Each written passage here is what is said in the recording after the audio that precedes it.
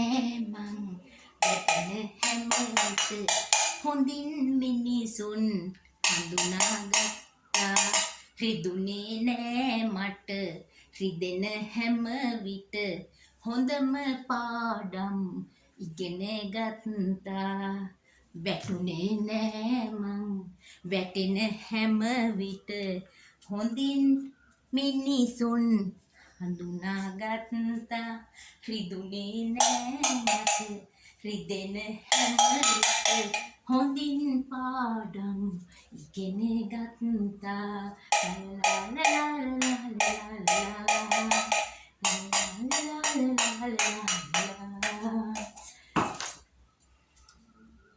Hello hello වස්සලාද Wassala වැඩට ගියේ නැද්ද නෑ ඇයි මොකද හේතුව ඒ ආයතනෙත් ප්‍රශ්නද අයියෝ ප්‍රශ්න තමා බං හැම ආයතනයකම ඔතන ඉන්නවනේ චීත්ත අඳිනේ උන් කේලම් කියන උන් ඉන්නවනේ බං ඒ කේලම් කියන උන්ගේ ඌව තමා ලොකු අය අහන්නේ හරිද ඇත්තට තැනක් නෑ බොරුව තමා රජ කරන්නේ හැබැයි මේ විශ්ව මාතාව බලාගෙන ඉන්නවා කොයි වෙලාවෙ හරි ඔය කේලම් කියන උන් දැහැ ගන්නට එතකන් උඹ බලන්න ඉඳපන් බං පාඩුවේ උඹේ රැකියාව කරගෙන ඵලයන් අනන්ත අප්‍රමාණ ආයතන වල කේලම් කියන එක තමයි හොඳ ඔව් උඹටත් එහෙම කියලාද ලොකු බොස් ගාවට ගිහිල්ලා උඹගේ බෙල්ලෙන්ම කපන්නම් කියලා උඹට කියලා තියෙනවද අයියෝ එහෙමද ඒ කපන එකාට කියපන් බෙල්ලෙන්ම කපන්න කියලා ඒක ගණන් ගන්න එපා. මොකද උඹේ බෙල්ලනේ කපන්නේ. ඒ උන්ගේ පරම්පරාව, දරු පරම්පරාවත් එක්ක උන්ගේ කැපෙනවා බෙලි. උඹ ගණන් ගන්න එපා. දිට්ඨ ධම්ම වේදනීය කර්ම ඒ සැනින් පත්තු වෙනවා. හරිද? බොරුව රජ කරනවා ඉතා ඉක්මනට. ඇත්ත රජ කරන්න කල් යනවා කෙල්ල. ඔව් වස්සලා. නිහඬව උඹේ ගමන ඵලයන්. මොකද උඹලා කවුරුත් නැති බැරි කමටනේ රස්සාවට යන්නේ.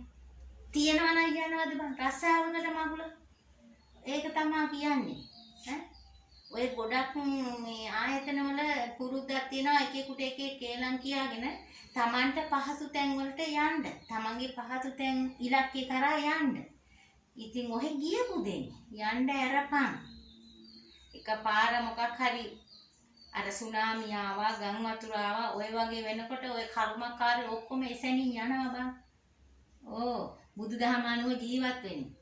අපි දැන් හයියෙන් කතා කරොත් කියන්නේ අපේ කටසැරයි කියලා බං. එහෙම තමයි.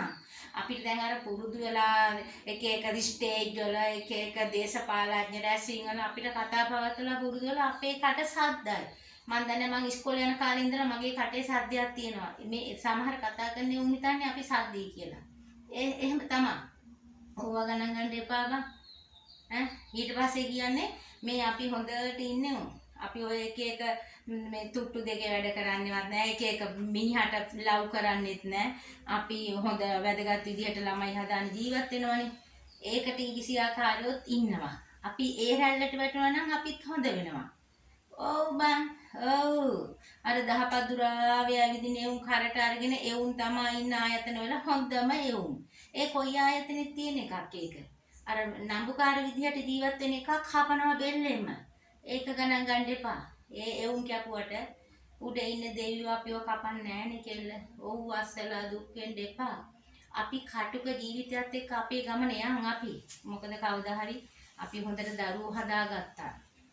මිනිස්සෙක් හොඳ ඉන්නවනම් අපිට කවදාවත් වරදින්නේ නැහැ.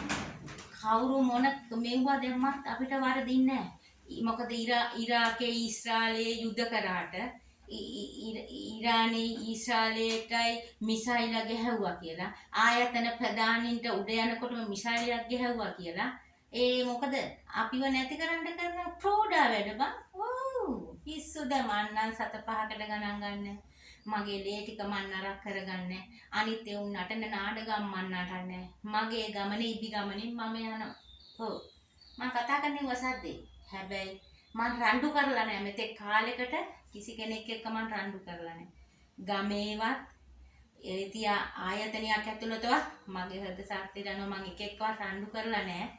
කවුරු හරි පුද්ගලයෙක් විස බීජ දානවා නම් මම රණ්ඩු කරලා කියලා උඹ රණ්ඩු කරලා කියලා ඔවුන්ට කෙල්ල වැහි නැති හෙන හතක් පාත් වෙනවා ඒකාන්තයි. මට කියන්න තියෙන්නේ මේ ටික තමයි වසලා.